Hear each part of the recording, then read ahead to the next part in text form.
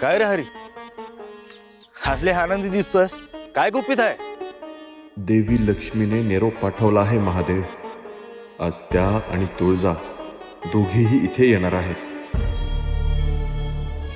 काय सांगू तुम्हासनी, सकाळपासून मन सांगते हा, माझी मंगला मला भेटा येणार आहे आज. एवढंच नवं, आम्हाला तर असं रोज वाटतंय. बायकोने एकदा का मनात घर केलं नवं की तिची चाव लागतच असते. कधी ती खरी असते तर कधी मनाचा खेळ.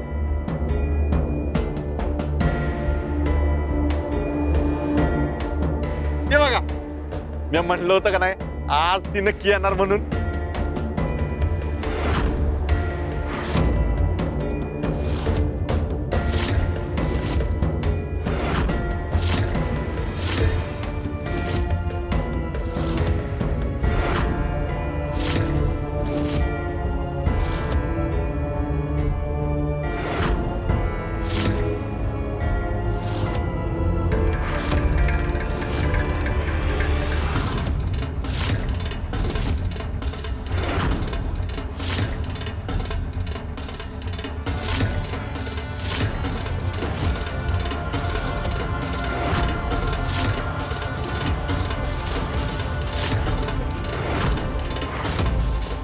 आम्हाला वाटलं होतं तुम्ही सर्वांपासून रागावून निघून आला आहात, परंतु आज समजलं तुम्ही केवळ स्वतःला नाही तर सत्य देखील लपवून ठेवलं. अगं काय झालं तुला की संतापली काय? आणि माझ्या बाबाला उगं काही बी बोलू नकोस. पुरे, आता हा खेळ थांबवूयात. हे कोणी बाबा वगैरे नाही तर साक्षात महादेव आहे.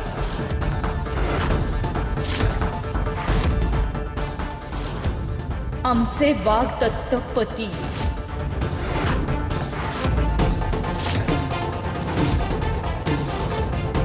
आणि ही आमची सखी लक्ष्मी.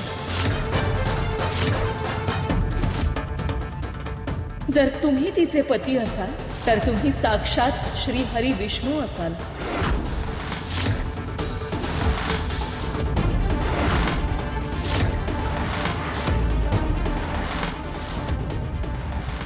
निदान आत्ता तरी आमच्यापासून सत्य लपवणं थांबवा.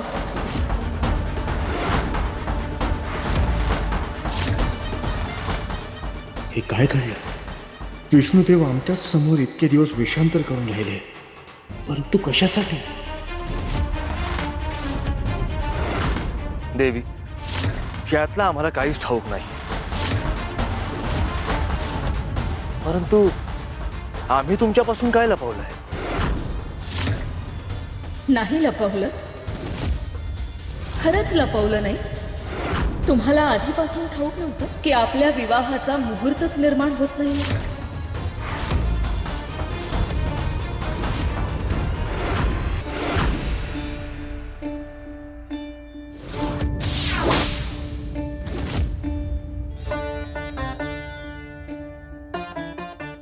स्वागत आहे महादेव. तुम्ही येणार याची आम्हाला कल्पना होती. मग आम्ही का आलो आहोत याची देखील कल्पना आपल्याला असेलच आदिशक्ती. हो, जे तुम्ही तुळजेला विचारायला हवं होतं त्याचं उत्तर शोधायला तुम्ही आमच्याकडे आले आहात. आम्ही शांतपणे विचार केला तेव्हा आमच्या लक्षात आलं की त्या क्षणी आमच्या क्रोधामुळे आम्ही संपूर्ण सत्य पाहू शकलो नाही. विवाहात अडथळे येणार आहेत हे माहीत असून देखील आम्ही त्या अडथळ्यांचा अर्थ समजून घेतला नाही आणि तुळजादेवींच्या मौनाचा अर्थही जाणून घेतला नाही. आता आम्हाला केवळ एकच गोष्ट जाणून घ्यायची आहे की तुळजादेवी विवाहासाठी मंडपात का आल्या नाही. महादेव, म्हणूनच तुम्हाला भोळा शंकर म्हणतात. तुळजाच्या जगदंबा अवताराचा हेतू तुम्ही विसरलात. नक्की काय म्हणायचं आपल्याला? महिषासुराला वरदान होतं, त्याचा वध केवळ एका मनुष्य स्त्रीच्या हातूनच होणार आहे. म्हणून तुळजाने जगदंबा हा मनुष्य अवतार घेतला. परंतु तिने तुमच्यासोबत विवाह केला असता तर ती पुन्हा देवी झाली असती. तिचं मनुष्यत्व संपलं असतं आणि मग ती महिषासुराचा वध करू शकली नसती. म्हणून तिने स्वतःच्या इच्छेपेक्षा सृष्टीचे कल्याण निवडले. म्हणजे त्यांच्या निर्णयामागे आमचा अपमान नव्हता, तर संपूर्ण सृष्टीचं हित होतं. हो, आणि ते सत्य जाणून घेण्याची वेळ आत्ता आली आहे.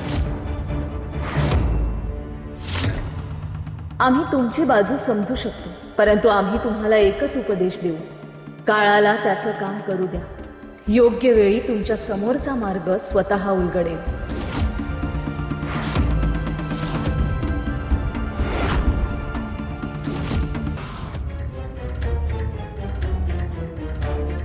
वंचिका, वंचिका,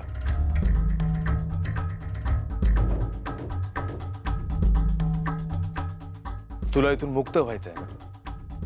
तू अनेकदा प्रयत्न देखील केलेस, परंतु प्रत्येक वेळी काही ना काहीतरी आडवा आलं.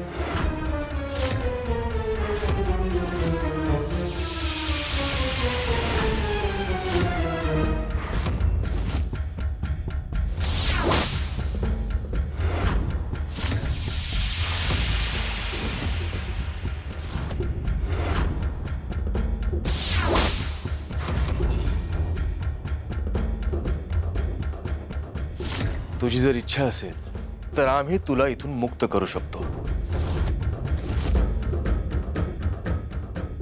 खरंच? होय, कारण आता आमची इथून निघण्याची वेळ आली आहे. आम्ही इथे आलो होतो स्वतःच्या विचारांशी एकांत साधण्यासाठी आलेला एक पती म्हणून, परंतु आज तुळजाचं सत्य समजल्यानंतर आमचा प्रवासच बदलला आहे. आता आमच्या समोर एक नवीन उत्तरदायित्व आहे. कोणतं उत्तरदायित्व? आम्ही तुळजाला भेटतो, त्यांच्याशी बोलून गैरसमज दूर करण्याचा प्रयत्न करतो. ह्या क्षणी त्याचा उपयोग होणार नाही. तुळजा आमचाच अंश. तिच्या अंतःकरणात किती वादळं उसळत आहेत याची जाणीव आम्हाला आहे.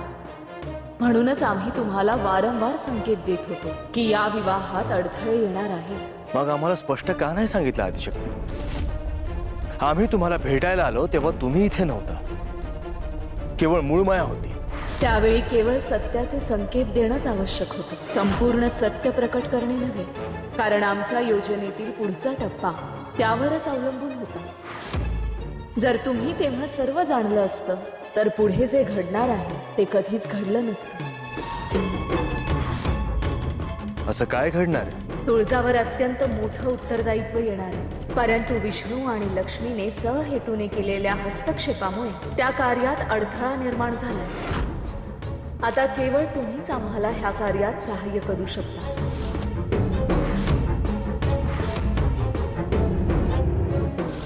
मग सांगा आदिशक्ती, आमचं उत्तरदायित्व काय आहे? महादेव,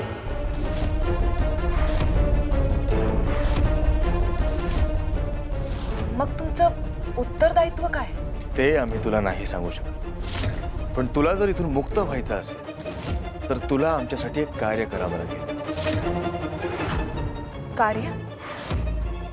कोणतं कार्य? खरं तर ते आमच्यासाठी नाही आहे, पर्णिकेसाठी आहे. तुमचं उत्तरदायित्व, माझी मुक्तता आणि पर्णिका, या तिन्ही गोष्टींचा एकमेकांशी काय संबंध? या सृष्टीमध्ये काहीच निरर्थक घडत नाही म्हणजे.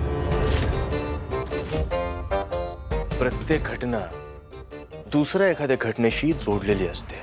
प्रत्येक भेट, प्रत्येक वेदना, प्रत्येक विरह आणि प्रत्येक आनंद, या सगळ्यांमागे काही ना काहीतरी कारण असतं. आपण तिघेही या एका ठिकाणी येऊन भेटलो आहोत हा देखील योगायोग नाहीये म्हणजे. कदाचित नियतीला हेच घडवायचं असेल. म्हणून प्रश्नांमध्ये अडकू नकोस, आपलं कार्य पूर्ण कर. उर्वरित उत्तर योग्य वेळी स्वतःच समोर येतील. मी हे कार्य खरंच स्वीकारावं का? आणि नेमकं काय असणार आहे हे कार्य?